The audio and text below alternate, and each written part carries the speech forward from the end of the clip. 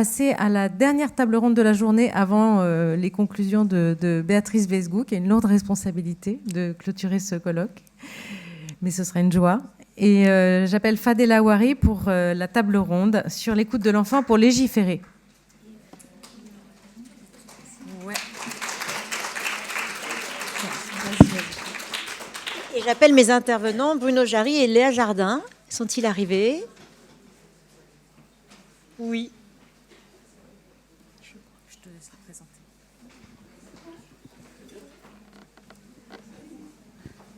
Bonjour. Vous préférez s'asseoir parce que vous souhaitez. Asseyez-vous tranquillement. Bonjour. Installez-vous. Merci.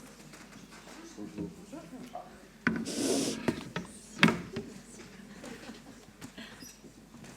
Voilà, t'as un problème avec le micro.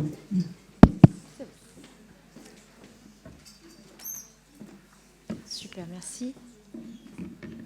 Alors, on va maintenant s'interroger sur la place de l'enfant dans notre société, et plus particulièrement en politique. La question de la participation des enfants à l'élaboration des lois, des politiques publiques, n'est pas simplement un enjeu de société. J'ai envie de dire que ça devrait être un impératif démocratique et éthique. La place de l'enfant dans le processus législatif et politique est au cœur des débats actuellement. Vous avez régulièrement des rapports, des conférences sur le sujet, encore récemment, notamment par la Fondation René Cassin. Peut-on réellement considérer un enfant comme un citoyen à part entière sans lui accorder le droit de vote ? Et oui, parlons du droit de vote des enfants. Cette interrogation, loin d'être purement théorique, soulève des enjeux fondamentaux pour notre démocratie. L'argument traditionnel de l'immaturité, souvent avancé pour justifier l'exclusion des enfants du processus électoral, est aujourd'hui remis en cause par de nombreux chercheurs, chercheuses, penseurs, penseuses. Clémentine Beauvais, autrice et chercheuse, a notamment publié un essai intitulé « Pour le droit de vote dès la naissance ». C'est hardi, audacieux, mais pourquoi pas ? Dans lequel elle questionne la cohérence de nos critères d'accès au suffrage universel. Après tout, dit-elle, les adultes, eux, ne sont pas soumis à des tests de compétences et de discernement. Pourtant, ils ont le droit de voter. Question plutôt intéressante, inversement pour les enfants. Alors, pourquoi imposer des restrictions pour les enfants ? La reconnaissance de l'enfant comme acteur social a connu une longue évolution, marquée par des avancées majeures, une des avancées étant l'article 12 de la Convention internationale des droits de l'enfant. Cette disposition est centrale car elle garantit à l'enfant, capable de discernement, le droit d'exprimer librement son opinion sur toute question l'intéressant. Vous l'avez entendu et encore entendu aujourd'hui. Je ne vais pas vous le rappeler. Cet article, vous connaissez maintenant par cœur. Cet article est donc décisif et nous invite en réalité à dépasser une vision purement protectrice de l'enfant pour lui reconnaître un véritable droit à la participation. Mais ce droit ne saurait rester théorique. Il implique un devoir pour nous, les adultes, dits adultes, celui de créer les conditions nécessaires à l'expression et à la prise en compte de la parole de l'enfant. Alors, vous avez en réalité beaucoup d'initiatives et j'ai été surprise en fait d'en découvrir autant. Un rapport, donc des initiatives qui peuvent être locales, départementales, régionales, avec une réalité qui est en fait une pratique un peu à géométrie variable d'un endroit à un autre qui pose question, parce qu'en réalité cet article 12 devrait s'appliquer partout de la même façon et il ne l'est pas, on en reparlera tout à l'heure. Donc beaucoup d'initiatives à l'international, au national. Vous avez notamment un rapport publié en février 2025, donc très récent, un rapport Eurochild intitulé « La participation des enfants en Europe » qui analyse les mécanismes, les financements, les obstacles à la participation effective des enfants. Ce rapport recommande notamment d'élaborer des stratégies nationales cohérentes, d'impliquer les enfants dans l'élaboration des textes, quels qu'ils soient, des sujets, une mise en œuvre d'un suivi des politiques, de renforcer les conseils d'élèves et autres plateformes d'engagement démocratique et d'éliminer les obstacles à la participation.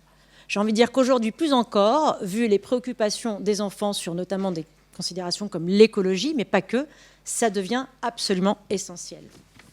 En France, plusieurs dispositifs existent. Le Haut Conseil de la famille, de l'enfance et de l'âge, le Parlement des enfants, la consultation citoyenne du CESE, les conseils municipaux d'adhérents l'Assemblée citoyenne des enfants de Paris, autant d'initiatives, bien que hétérogènes selon le territoire, qui montrent la diversité des pratiques et la richesse des expériences locales.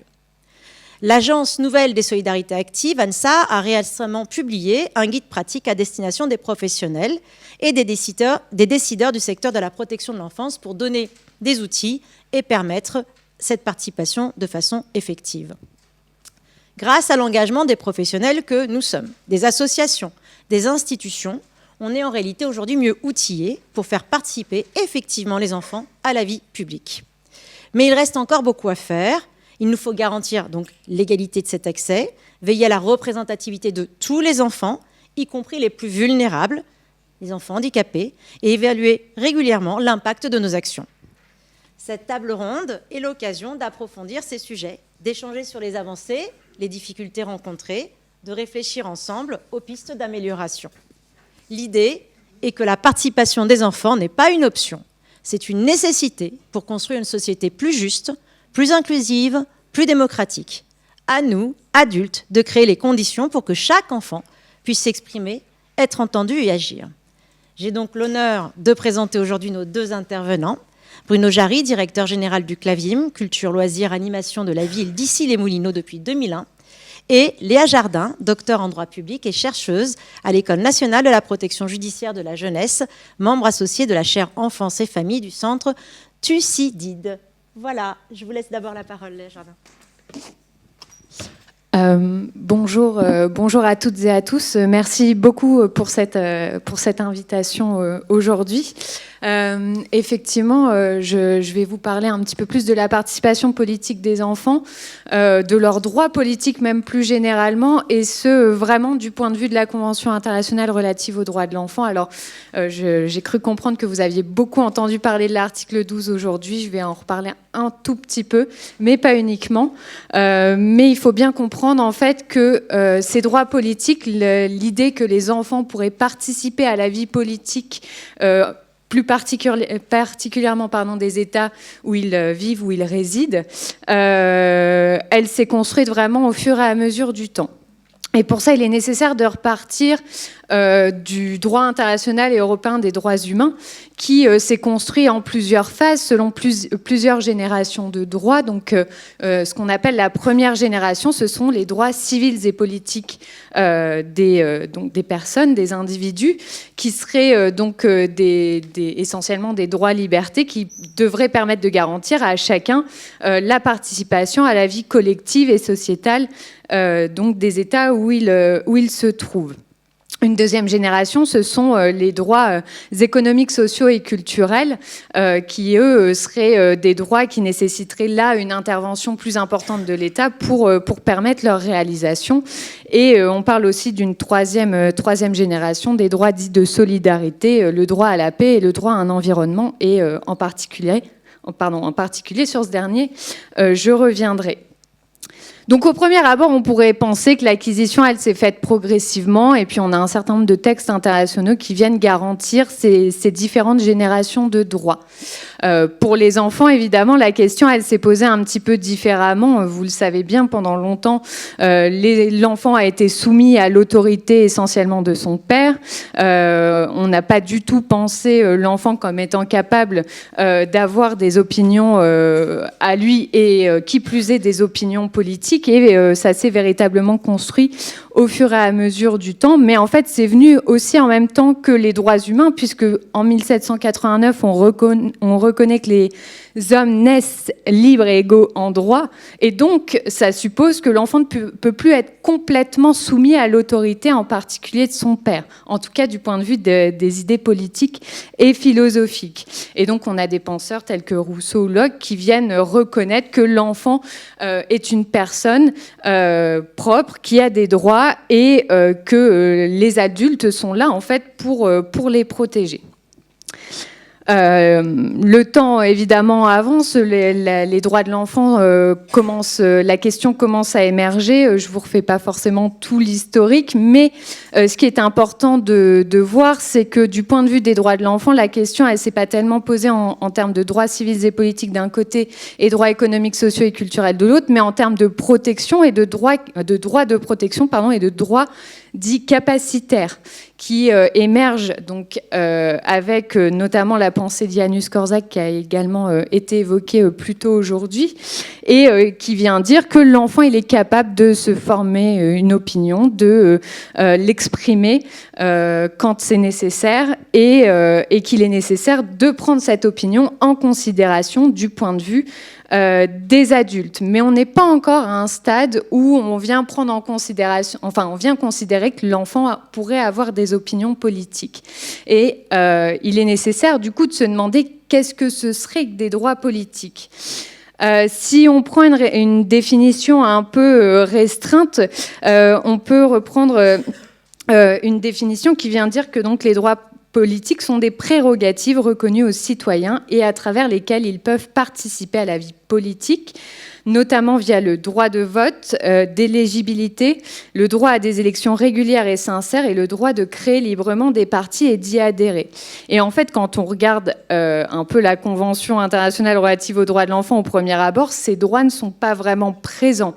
Donc si on veut penser des droits politiques, imaginer une participation politique, il faut prendre une définition un petit peu plus large de ce qu'est justement le politique et donc le penser comme ce qui a rapport au mode d'organisation globale de la société. Donc partager des idées qui permettent de penser cette organisation de la société. Et là, on retrouve dans la Convention un certain nombre de droits qui peuvent laisser penser qu'effectivement, l'enfant peut avoir des opinions politiques, qu'il a le droit de les exprimer et qu'il a le droit de les exprimer dans certains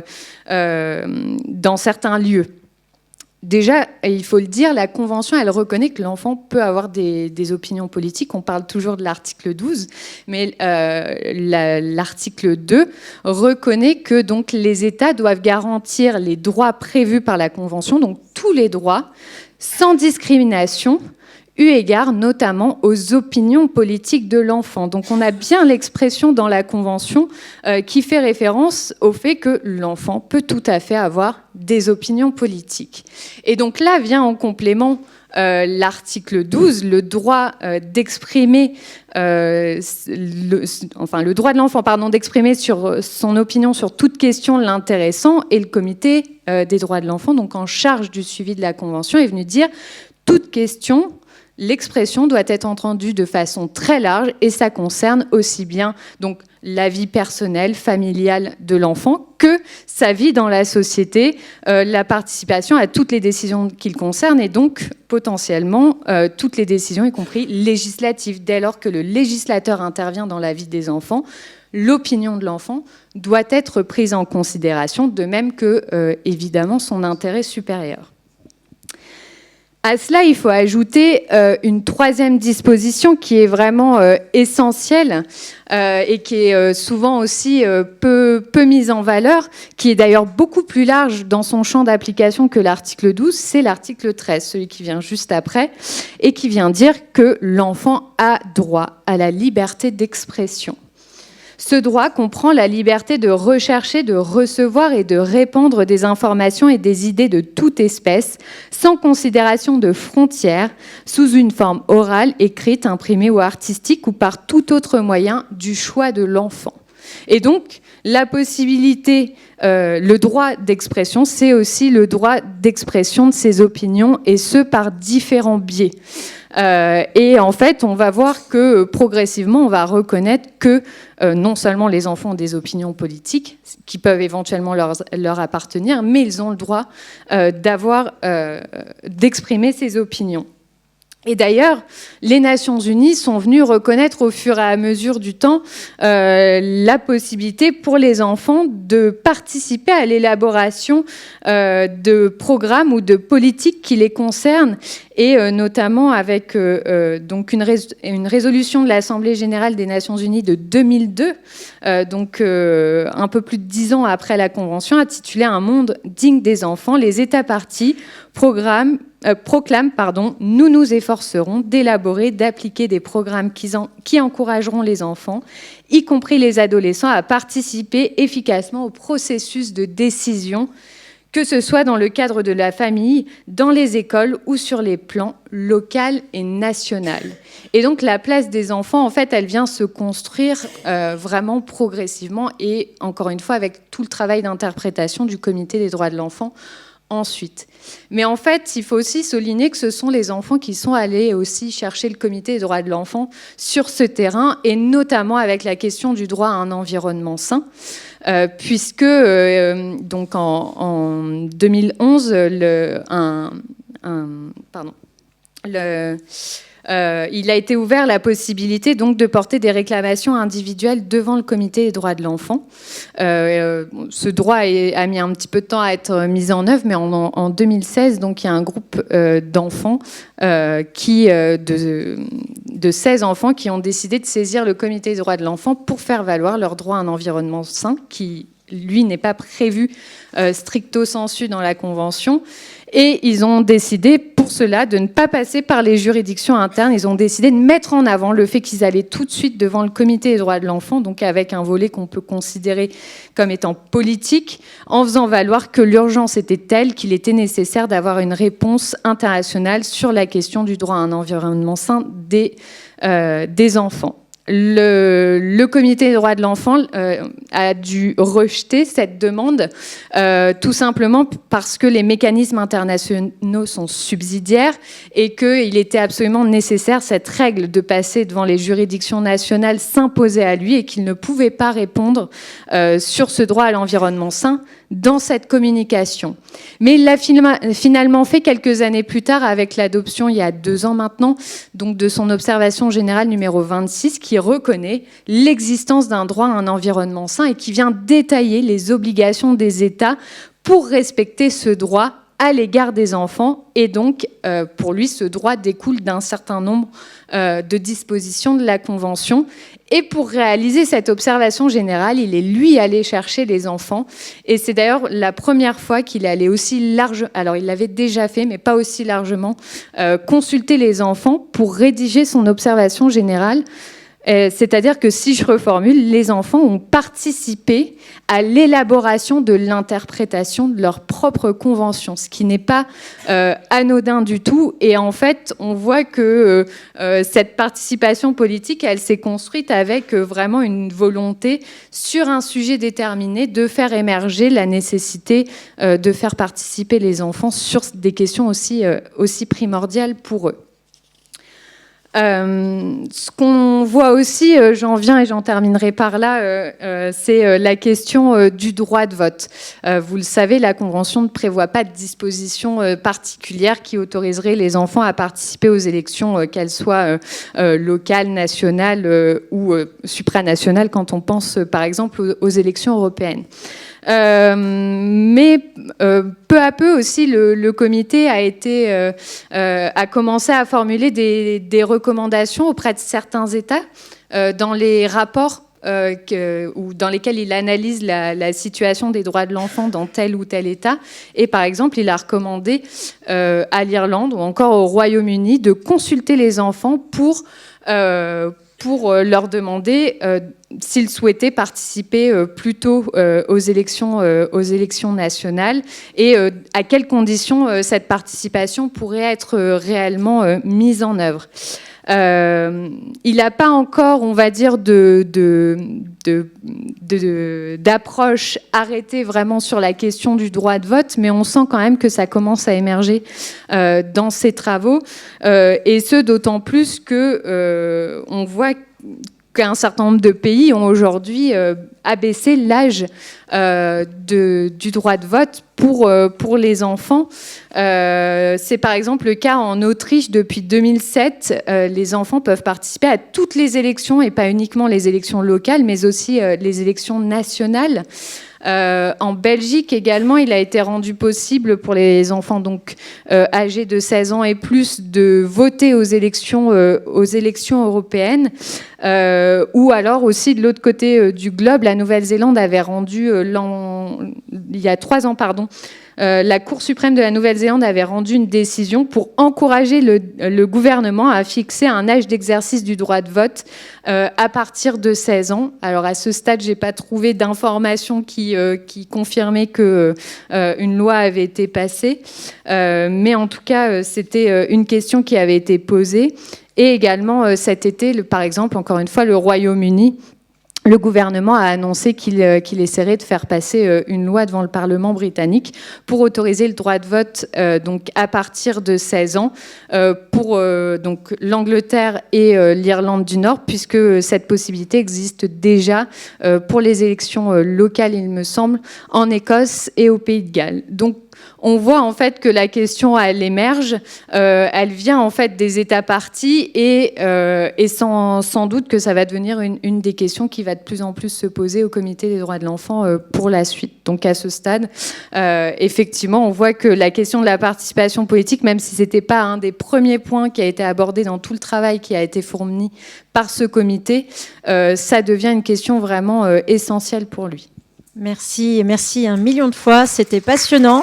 Je retiens qu'en réalité, les enfants ont le droit de voter depuis 1789. Dit comme ça fait voir les choses autrement. Merci beaucoup. Monsieur Jarry, on vous écoute avec beaucoup d'attention. Merci. Alors, peut-être vous dire quelques mots sur 3 figures. La première figure, c'est où on en est aujourd'hui dans notre pays sur la question des modes de participation. Deuxième élément, quelles sont l'effectivité réelle de la participation des enfants, les points de blocage, les points d'attention. Puis troisième élément, venir vous donner à voir les évolutions très concrètes que nous voyons à travers des institutions rattachées quelquefois à des ministères sur la question de la participation des enfants ou des modes de consultation des enfants, notamment en politique qui les concernent. Alors, il y a aujourd'hui une vraie diversité des modes de participation. On pourrait même s'y perdre. Vous les avez au sein de l'éducation nationale à travers des figures extrêmement concrètes que peuvent être les délégués de classe ou les éco-délégués, mais aussi le conseil de vie collégienne ou le conseil de vie lycéenne. Ce sont bien des instances, notamment de participation à l'élaboration d'un certain nombre de projets au sein de l'établissement. Si je vais un petit peu plus loin sur, par exemple, vous le savez, l'élaboration de ce qu'on appelle les projets éducatifs de développement territorial, les PEDT, qui sont en réalité des alliances construites entre des établissements scolaires, les écoles et les collectivités locales. Aujourd'hui, un certain nombre de PEDT se font avec la participation des enfants. Cela veut dire que ce n'est pas uniquement l'alliance, je dirais, des penseurs ou des acteurs, mais les enfants peuvent être consultés, concertés et d'une certaine manière infléchir. On est au début du mouvement. Je ne suis pas en train de vous dire que c'est partout, mais ce qui est intéressant, c'est de voir les points où ça commence à véritablement émerger. Deuxième expérience, c'est tous les conseils municipaux d'enfants, municipaux de jeunes, conseil local de la jeunesse, ça peut être les conseils de quartier. Avec l'émergence des conseils de quartier, apparaît au sein des conseils de quartier la grande question, les enfants ou les jeunes doivent-ils y participer ? Et oui, parce qu'un certain nombre de conseils de quartier peuvent avoir des budgets, c'est obligatoire. Mais alors, ça veut dire qu'ils vont être appelés à gérer des budgets avec des adultes, avec des associations ?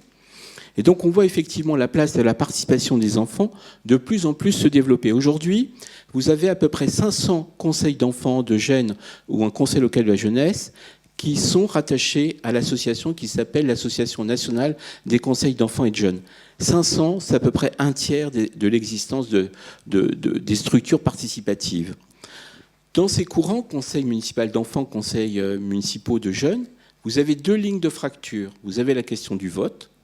Est-ce que les personnes qui représentent les jeunes sont élues ?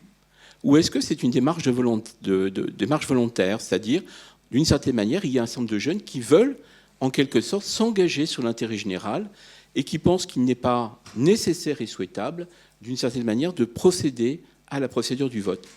Ces 2 éléments sont, d'une certaine manière, avec l'existence, quand on fait des analyses, confrontés à la question de la représentativité et à la question, mais pas plus, pas moins, que les parlementaires, sur la question de l'absentéisme. Autre perspective, une figure que je voulais quand même, sur laquelle je souhaitais attirer votre attention, dans la Convention internationale des droits de l'enfant, il y a la question de l'association, libre expression, mais aussi l'association. Vous avez une forme participative qui est la junior association, qui reconnaît aux mineurs la capacité de se constituer en association de mineurs avec un certain nombre de protections juridiques parce qu'il y a un encadrement national. Ces différentes formes de participation, je ne prétends pas les exclure, mais elles donnent à voir, en fonction de la compétence territoriale, la ville, le département, la région, la communauté d'agglo, le contrat de pays, des formes de participation qui sont d'une certaine manière relativement pensées différemment en fonction des compétences territoriales. Aujourd'hui, ce qui apparaît de manière intéressante, c'est l'émergence dans les départements, la création de conseils, notamment pour les populations issues de la protection de l'enfance. C'est relativement récent. Alors, ces formes de participation, en quelque sorte, elles viennent affirmer avec force, ce qui vient d'être évoqué, c'est que l'enfant, il est sujet de droit, il est acteur et auteur d'un certain nombre de possibilités qui sont par rapport à lui-même ou par rapport aux autres, et d'une certaine manière, de quelle manière on peut lui reconnaître ce pouvoir d'agir, ce pouvoir de créer, d'imaginer, de penser, de proposer.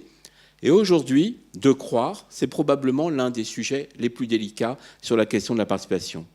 Cela nécessite une posture au niveau des adultes, qui est bien la question de l'écoute, de l'attention, mais on pourrait dire que d'une certaine manière, ce que nous voyons ici, sur la question de l'audition de la parole d'enfant, donnerait des ingrédients à voir sur les modalités de participation au sein de ces collectifs d'enfants. Il y a naturellement, dans le cadre de ces formules collectives, une dialectique entre le singulier et le collectif. Est-ce que, d'une certaine manière, l'enfant est noyé dans un collectif? Est-ce qu'on est attentif à sa singularité? De quelle manière on agrège entre une idée, un désir, la question du projet et la dynamique de projet? De quelle manière on est attentif au processus de participation et à l'efficience de l'action qui aurait été pensée? Par exemple, très concrètement, vous pensez à la création d'un éco-skatepark dans une ville. Est-ce que vous allez associer ou pas les jeunes à cette réflexion? Et d'une certaine manière, qu'est-ce que cela apporte, d'une certaine manière, pour les enfants et les jeunes, de participer à ces instances? 3 éléments: l'autonomie, acquérir la capacité d'être sujet, d'exprimer, se socialiser. On est toujours en rapport avec un autre, quel qu'il soit, notamment la question de l'institution, et l'émancipation, la possibilité de s'émanciper. Alors, le risque de toutes ces instances de participation, mais c'est le risque qui est partagé d'une certaine manière dès qu'on travaille avec la question de l'enfant, c'est de quelle manière les adultes biffent la participation de l'enfant pour l'instrumentaliser dans une logique qui leur serait la leur, notamment une logique politique politicienne. Et donc, les conseils d'enfants, de jeunes, les instances de participation doivent être extrêmement attentives à cette dialectique où la parole de l'enfant, d'une certaine manière, doit être entendue. Cela ne veut pas dire qu'elle doit être nécessairement tout le temps prise en compte, mais elle doit être entendue, respectée et singulièrement prise en compte dans la capacité des adultes de montrer que ce que l'enfant, le jeune donne à voir a évidemment du sens. Alors notre pays a évolué sur un certain nombre de choses.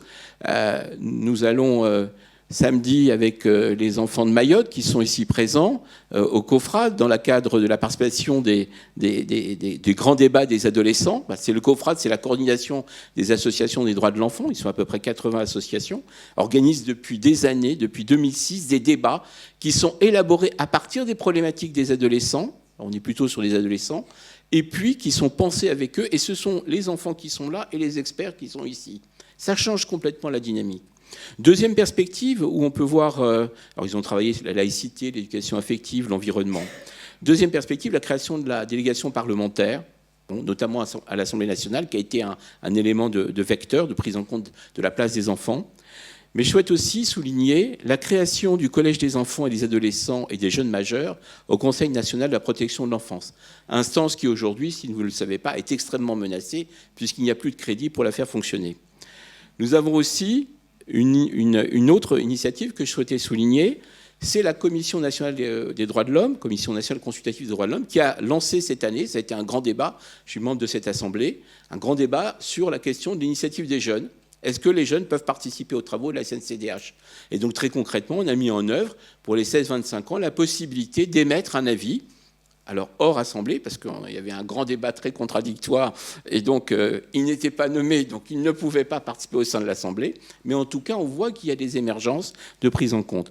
Je voudrais revenir juste sur la question du CESE, notamment avec la participation des enfants à l'avis sur la santé mentale. Et puis aujourd'hui, pour vous le dire aussi, le Conseil national consultatif des personnes handicapées a créé lui aussi un collège des enfants pour les 8-12 ans.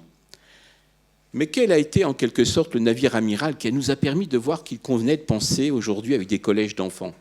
C'est l'expérience, elle n'en a pas parlé ce matin, de Laurence Rossignol, qui a installé le Haut Conseil de l'enfance et de l'âge à l'issue du Conseil des familles et qui a créé 3 conseils. J'ai la chance d'être nommé depuis l'ouverture de cette instance, Conseil d'enfants et d'adolescents. Et donc très concrètement, il n'y a pas un rapport du Conseil de l'enfance et de l'adolescence qui n'ait été validé par le Collège des enfants, où les enfants sont présents dans le processus de mise en œuvre de la politique publique, mais aussi de son élaboration.